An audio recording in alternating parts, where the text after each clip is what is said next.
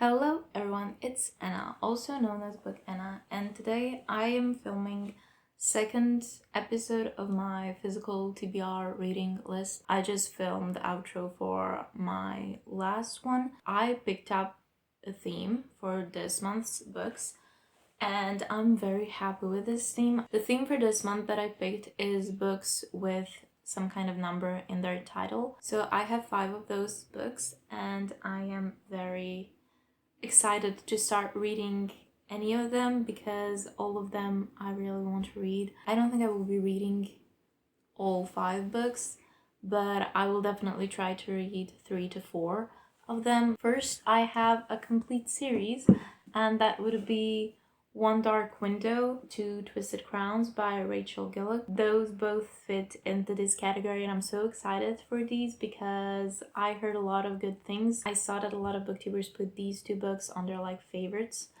of the year, so I'm very excited to read them. Also, I will be one series down because I own a lot of series that I didn't even start, and this is going to be great because it's a duology and I can just finish it quicker. Then I have a second book in Lord of the Rings, The Two Towers. I don't know if I'm going to be reading this one or Two Twisted Crowns or both, but definitely if I could get either one of them, it's going to be a good thing because if I read Two Twisted Crowns, I'm finishing the series. If I read The Two Towers, I'm going to be closer to finishing a series. Next book that I have is Slaughterhouse-Five. This is a classic, the only classic this month, and I am also very excited about this one because this one sounds like something that I could really potentially enjoy very much. I'm not going to be reading this one first just because I just finished a classic and I want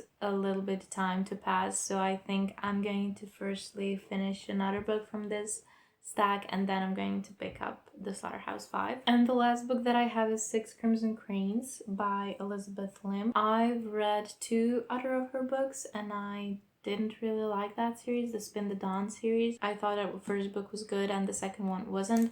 And I have this book for a very long time. I feel like I'm going to try to give it a read, and if I don't like it, I'm going to give it to somebody because I don't know if I really enjoy her writing style that much. So I'm going to give it a try. If any of these books are going to be DNF'd this month, this is probably the one that is going to be DNF'd. That was just a quick intro. I have not started any of these books, but I will start. I'm going to go now and start reading these books, and I'll talk to you sometimes in the week. Okay, so hello. My mic has not worked properly for the last 2 videos that I was recording, and so I'm recording this on computer because I'm over it. I don't know how to fix it. I will have to ask somebody else in my life, some man, to help me. But I wanted to talk about my first book. It's been a week and a half. I know that I said that I'm going to update you every few days, but I did not even read that much last week. Like, in the whole last week I read about 50 pages of One Dark Window, and now I think yesterday or Tuesday or Wednesday, no, today is Wednesday, Monday or Tuesday, I picked up a little bit more of it, and now I'm somewhere halfway through the book. I just wanted to share my thoughts on this one. I think that now when I finish another book that I'm currently reading, I'm going to start right away with Slaughterhouse-Five. But okay, so my thoughts so far on One Dark Window. I understand why people love this book. It's very easy to get through, definitely. The story is very compelling, it's very fast-paced, and it has enough politics, it has enough sprinkling of maybe for now potential love interests, and I understand it. I understand why people love it. However, me personally, I still did not connect with the characters as much as I would want to at this point in the book, because I feel like usually I connect with the characters in the first third of the book, and here I'm already halfway through. I still don't really feel that connection. The other thing that I don't really like that much is the magic system with the cards. There are a lot of plot holes about how the card works. I am not sure I'm buying it, the whole magic system, and I don't know if that's made intentionally. So in the end, there's going to be some big reveal about that, but for now, it's just a little bit. I'm not sure. I don't quite understand it. Maybe it's just me, probably just me. So our main character is having these weird things in her head, and she doesn't really know what her power is. She has multiple magic powers or something. I'm just a bit confused, but not in the way that I was confused with Gideon the Ninth, actually Harry the Ninth. I think I will now read it till the end, and then I'll let you know my thoughts when I finish it. Currently, as you can see, I don't really have that many. It's a lot easier for me to talk about a book if I have certain opinion about it, like if I loved it or hated it. This one is still not either in one category or the other category. I don't think I will hate this book. I think this is going to be one of those books again that I just read and I think it was a good book, and I would recommend this book to people, and I can say that I read it, and that's that. I'm still processing how I feel about the characters and how I feel about, is he a love interest? I mean, he is. Spoiler alert, there's like a fake relationship in this book, so he is kind of a love interest, but I don't really know how I feel about him being that. I mean, he's gentle, but then he kind of jumped her in woods or something. Yeah, okay.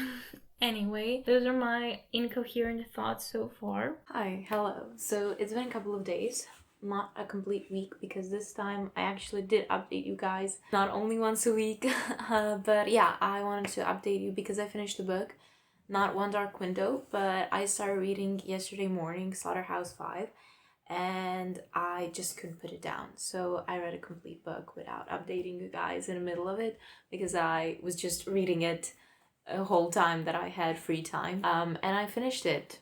Here it is, in all its glory, Slaughterhouse-Five. And I have to say that I absolutely love this book. I think it's one of my favorite classics right now. Spoiler warnings, if you don't want it to be spoiled, then you will need to skip the part. I'm going to put a little spoiler mark probably here where it's black, yeah, like a spoiler, so you know that it's going to be spoiled. This book really surprised me a lot. Like, I didn't know really what to expect when I was getting into it. I knew that this is a book that is a World War II story, that it is going to be about World War II. I thought it's going to be very tragic. I really wanted to read it because, well, I don't know, I just heard a lot of people say good things about it, so I wanted to read it as well. And I thought it's going to be very tragic and very hard to read because I don't usually like war-centric stories. It had a war story, definitely. It's the main plot of the book. It's main story of the book, but it had so many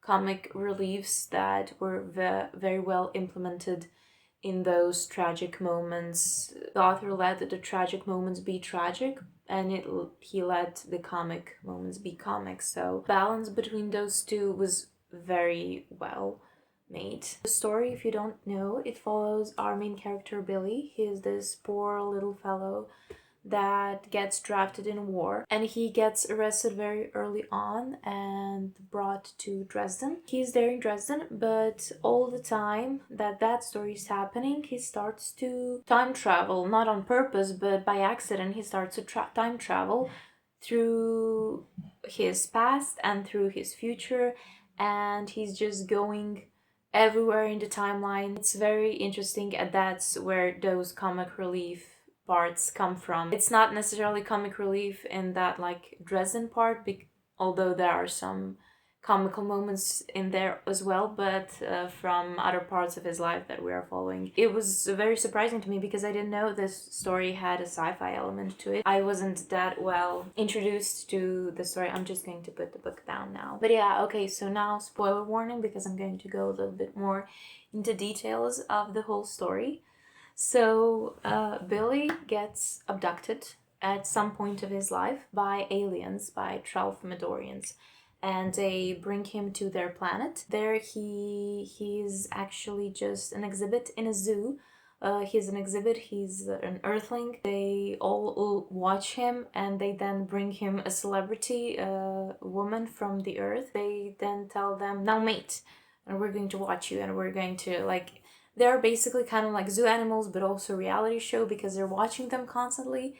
And the explanation of Tralfamadorians, it's so creative, the way that they function. I never read anything like that before. It was so creative. They are explaining to him how they see in 4 dimensions, and when they see a person, when they see their legs, they don't only see their now legs, they present legs, they also see their past legs and their future legs. So everybody looks a bit different. Other thing that I really loved was their explanation of how they're reading, because Billy's asking for some kind of a book so he can read on a travel while they travel to their planet, and they have only one of their books they wanted to put in a museum. So he asks if he can read any of them. So he asks if he can read any of their books, and their books are written in little paragraphs by these symbols that are actually all read at the same time. When you're reading everything in the same time, then you see full picture. And that was so interesting, because you cannot even comprehend how would you do it, but it also makes sense, because to me it's like watching a movie, but the movie is just like completely in a book form. And I just thought that was so creative, and I really loved that. And there were also a lot more of those kind of creative little things in a book that were added that I really truly loved. The war part of the book, the main part of the book, Billy is this, like I said, he's written like this little pathetic guy. They're all making fun of him, he doesn't really care. He just kind of goes through his whole life like that. He gets drafted in a war, and he's like, fine, I guess I need to be here. Then he meets this woman that he marries, although he doesn't really love her that much, but like, okay, it's going to be okay. We are jumping through this timeline, and in everything, he's okay with the fact that that's what has to be done, and that's what is going to be done. And because that whole time travel thing, usually I don't always enjoy time travel in books, because it tends to be very plot holy, and you like ask yourself, okay, but that doesn't really make sense though, because the rules change for everything. But here I thought it was explained quite well how it works, and it made sense to me. Here time travel doesn't work so you can change anything, because everything that happened is happening and is going to happen. Timeline isn't linear, it's all happening at the same time, and he's just jumping from, let's say, one of his body to the other, and it's all happening at the same time. You cannot change anything. Everything is already written in the stars that is going to happen. And these aliens that abduct him at one point telling him how they're going to actually end the universe by accident, because they are going to do something, and then somebody will press a button and the whole universe is going to just disappear. And he asks them, well, why don't you then just tell that person to not press that button? And they tell him, because it's already happened, and it's happening currently, so it's going to happen as well in the future. And it was a bit hard to comprehend for me, but also it kind of scratches an itch in my brain, thinking about it that way, and I really liked it. And also when they talk about people dying, because Billy actually, he's jumping through his whole life, so he already jumped through to his death probably and back, and he doesn't really die, I guess. I'm not sure about that, but I feel like he doesn't really die at any point, like any time. And it's explained that if a person dies, they die in that time, but they're still alive in a billion other times. So they are going to be alive, and they were alive, and they're currently alive, although they're dead. And I thought that is so comforting to hear and to be written as that. And I just love because the book had so many little creative parts, and it was such a short book as well. I didn't know it was going to be that short. I thought it was a longer book, but it's like under 200 pages. You could understand everything so well, and I liked the character. And this is not a character, well, it is a character based story, but it's not that kind of story that I usually tend to gravitate toward when I really love the book.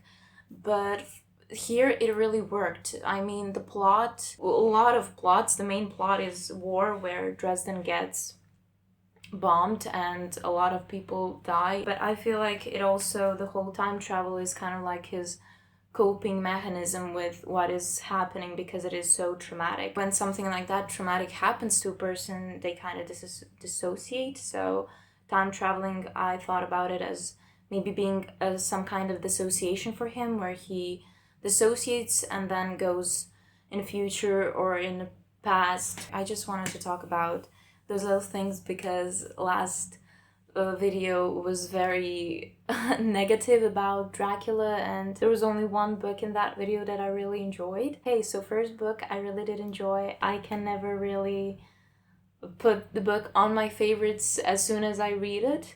I always have to think a little bit about it before that happens, but I feel like this is a potential all-time favorite book. I mean, it was so good, and I just couldn't put it down, and I was just so surprised by it. So one more thing that I wanted to talk about, I saw a lot of discourse about this book not being anti-war, because there is one conversation that is happening between Billy and a World War historian, and this historian is explaining to him why Dresden, oh, that is very weird lighting. So he's explaining to Billy why that had to happen, and that awful things happen in war, but it just had to happen. And Billy tells him, I know, and the conversation kind of ends. I personally did not interpret that as, yeah, awful things have to happen in a war, but I interpreted as Billy as somebody who is time traveling and who was explained by aliens how time works, and that everything already happened and you cannot do anything about it. When this historian tells him it had to happen, to him it is, yeah, it did, it had to happen, because we literally could not do anything about it. It already happened and it's already happening.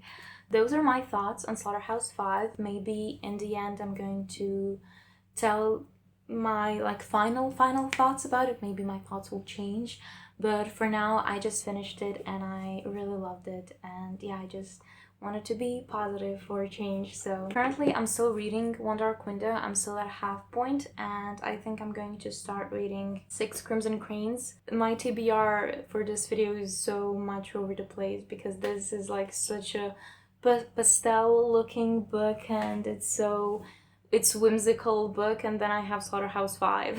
So yeah, I'm going to start reading this one probably, and that's it. Hello, I am just coming at you with an update of my reading so far. I finished One Dark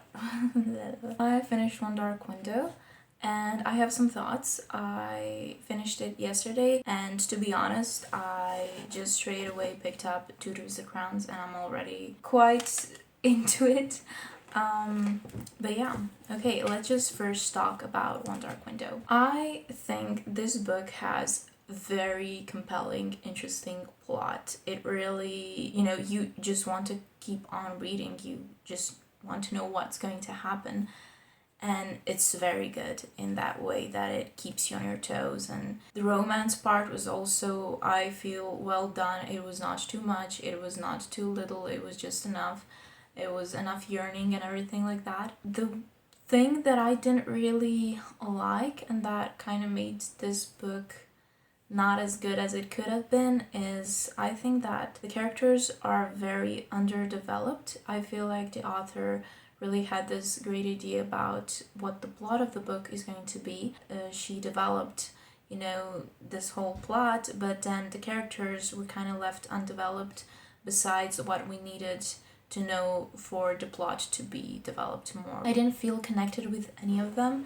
I just kind of felt like our main character, which we are in her head. It's like from her perspective. I just feel like I should know a little bit more about her, you know, because I don't really understand her. Then she has this friend that's also her cousin. We are told that they were best friends growing up and everything, but at the start of the book something happens that just makes them not friends anymore, and we are just told that they were and that we should trust the young, but maybe not. It was very weird because I was just like, well, I don't care if you were friends because I don't see it anywhere. I mean, I don't. You're just telling me that, but I'm not seeing that you were friends or anything like that. The romance, as good as it was, I still feel it was a bit too fast for my taste. They really started falling for each other very, very fast. And it didn't really make sense because they just met and but he just fell in love with her instantly. Those are the things that really made this book feel like it was not as good as it could have been, sadly. I just feel like for me, character development is very, very important. To me, it's very important to know and to understand why a character is doing certain things, and here I didn't have any explanation. There were some characters that I literally, why do I even need them? For example, like Jasper, the sister of our love interest, why do I even need her as a character? You know, she didn't do anything. She wasn't developed in any way except her just being there. It didn't really make sense to me why we needed her as a character, because everything would kind of be the same without her as well. She didn't do anything, give anything. Their mother, who just exists, okay, alright, doesn't really do her. Their father is mentioned, just never. He's mentioned, but he's never around anywhere, but we don't know where he is. Then we have an evil character, and he's just evil. Then we have a king who's just evil. His other son, who is, by the way, one of my most favorite characters in the first book. I like him a lot because I feel like he's one of the most developed characters, because he's kind of like, doesn't really give himself too much to anybody, doesn't really talk about himself, doesn't want to, but it makes sense. We are finding tidbits of what happened to him and why he is like that. So his character, I feel, was more developed even than our main character. I just feel like the first thing that, the second thing, still magic system by the end of the book. I mean, I understand it, but I just have some questions like, so you can use as many cards as you want, or is there a number of cards that you can use at the same time? If you can use more than one card at once, would it mean that if you're using more card than once, that maybe the powers that you gain are a little bit different or something like that? Like, you can mix and match them. It's not explained very good. Like, you can just, it's explained that you just tap the card, but then if somebody takes the card away from you, you cannot use it anymore. But if you leave the card anywhere, it doesn't matter where, if you leave it somewhere, it's just you can still use it. Doesn't matter how far away you go, or is it just for some cards? But I'm not going to go too much into it. I don't think that's that important. Those are my thoughts on the first book. The second book, however, I am really enjoying so far. I'm enjoying it a lot more than the first book. We are following two different characters that were not the main characters in the first book, and I like them both a lot more. I like their romance a lot more. We are following the character that was my favorite character in the first books. They are getting more developed in this book, and I really like that a lot. I think that's a great thing because it was really missing in the last one. The magic system is becoming even more convoluted because there are some things now that don't really go with things that were said in the first book, but that's okay. I think the other two characters that were main characters in the first book, our main love interest, they are still not getting that developed because we are mostly following other two characters. I'm not talking about this in the very smart way. The characters that were underdeveloped in the first book are sadly still underdeveloped because they are mostly not on page. They have very short chapters. I just don't really care about them, but the characters that are main characters in this book, I would say I like a lot more, and I think they're a lot better developed and their chemistry is a lot stronger, and it makes sense that they are kind of in love, that they like each other, but it's not like in love, they just like each other. It makes sense because they know each other for a long time. Besides that, I started reading Six Crimson Cranes. Nope, this is where I'm at. I'm still somewhere at the beginning.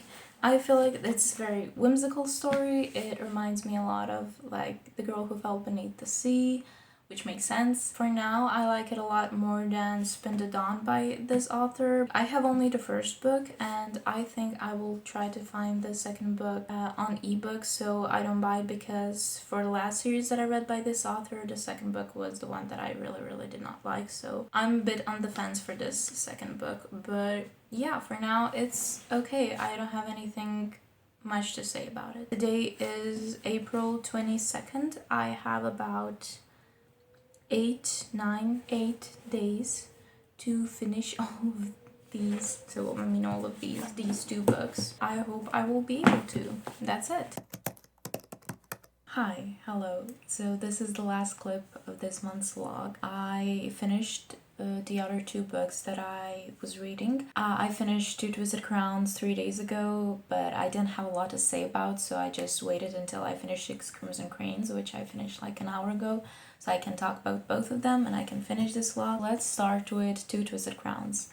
I do think that this book was better than the first one. I liked it more because I liked the characters in this one a lot more. The two characters that became more important in the story, I definitely liked more than the two main characters that were important in the last book. Sadly, I still feel like it was lacking in character development. I thought maybe our main love interest and our main character from the first book are going to be a little bit more explored in this one, but they were just a lot less on a page, so we didn't really get any kind of development about them, and I just didn't really care for them, to be honest. There was this whole plot of them going on this journey to find something that they needed, but I didn't really care for that at all. Raven, I don't know how you pronounce it, but his sister Jasper, I still feel didn't really bring anything to the story. She was just kind of there, didn't really make sense for her to be anywhere, but she was there, she didn't do whole much. Her character is the one that I enjoyed the least, just because she was just there, you know. Everything that was happening in the castle during this trip with Elm and Eon are two other characters I really did enjoy. And I think that this book could easily just be about that part without any kind of journey.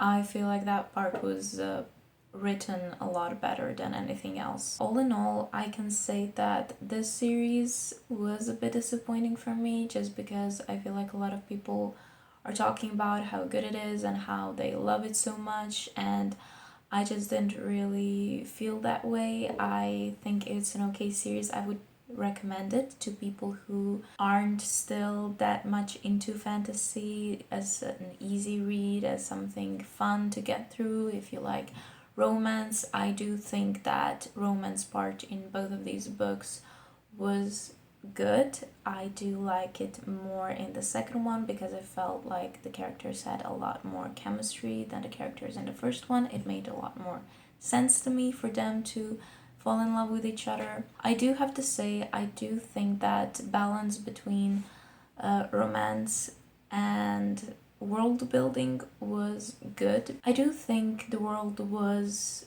explained quite well. I do think that history of it was interesting. In the first book there wasn't a lot of it, so I was a bit confused with everything that was happening. In this one it was explained a lot more, so it did bring some things that I had questions in the first book. Although I have to say, the ending with cards and everything, I do feel that there's a plot hole there, which I don't want to talk about because I don't want to spoil this book to anybody, but I feel like there didn't really make sense with the way that laws of the cards were explained. What happened in the end didn't really make sense. It's not a series that I usually enjoy. It's not a kind of plot that I usually like.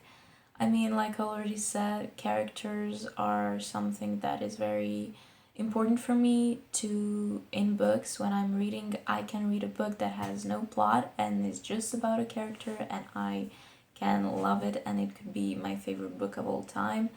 And when you have a book that is very plot heavy and there is not a lot of things about character, there is not a lot of them just existing without it being needed for a plot, it tends to be a bit boring for me, to be honest. I really like delving into characters' consciousness and understanding everything, and although there is a big part of the book that we are following Elspeth in her head and what is happening in her head, there was still not explanation of her bonds with her family and her friend and this romantic interest, Riven, whatever his name is. I would say I gave this book and the series as a whole 3 stars. Now let's talk Six Crimson Cranes. At the beginning, I was thinking about DNFing it because something about her writing style just doesn't really stick with me. I don't really like it. I don't really enjoy it. And I think I figure out what. I feel like Elizabeth Lynn really, again, likes plots, and she has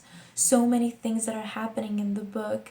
She puts so many different things and everything. The kind of the same thing that I had problem with in Watermoon, which there are so many things happening, but there is not a lot of description of anything. It just happens. So I feel like every sentence is just telling me what is happening at the moment, and there's not a lot of places where just the plot kind of goes down a bit and it can be chill for a bit, and we're just looking at things around us and we are exploring everything that everything that character is feeling, everything that she sees. It's always very plot heavy. I mean, this book is not that long because fantasy books usually go to like 600, 700 pages. I mean, at least the ones that I read.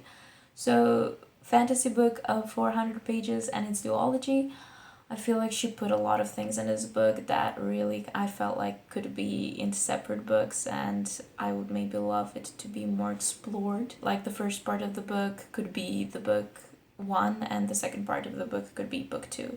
By all means, there was like this big jump of 2 months that we have not seen almost anything that was happening. We're just being told 2 months has passed, and that's that. For the other 2 months that passed, we did see what was happening, but again, there was a lot of things that were just very, very rushed. I do think, however, that Elizabeth Lynn writes good romance because in both of her books, romance wasn't something that was insta-lovey. It was developed, it made sense, and I like romantic interests in both of the books. I think they were very good. The ending of this book, like the last 50 pages, I was thinking of DNFing the book. Honestly, I thought, you know what, like, I should just DNF the book because I did not enjoy it at all. I kind of turned off for a bit. I don't really remember what was happening in the last 50 pages. I just remember that I thought that's so stupid. The reveal that had happened just made everything fell apart.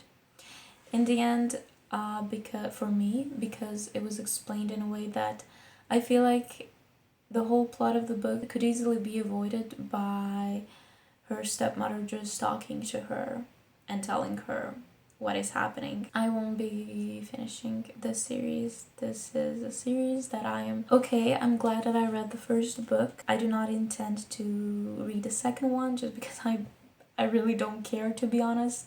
Like, I really honestly do not care at all. Sadly, I don't think I will be picking any of Elizabeth Lynn books ever again. Not because I think she's a bad author, but she's just not an author for me. I'm going to hold this book. I hope that it finds a home with somebody who will love, because it's a very pretty edition. It's hardcover. I had it on my shelves for a very long time. I can now say goodbye to it, and I'm glad because of that. Those are my thoughts on Six Crimson Cranes. My thoughts in the end. I read these 4 books. The only book that I have not read is Two Towers, which is the second in Lord of the Rings. I am going to be reading at some point this year, definitely, because I do want to finish that series by the end of the year. But yeah, these are the 4 that I read this month. I kind of feel the same as I felt the last month, because there was one book, the Slaughterhouse-Five, which I loved. I really like that book a lot, and I think it was brilliant. And then there are this series that was good enough, it was fun, and then there was this book that I just kind of, I don't have a lot of opinions on. I just know that it didn't interest me enough to finish it. So yeah, okay, that's it. Thank you guys for watching this video. I'm going to now film an intro for the next month's video so I can start reading those books, because I'm so excited about that one. I'll see you in my next video. Bye.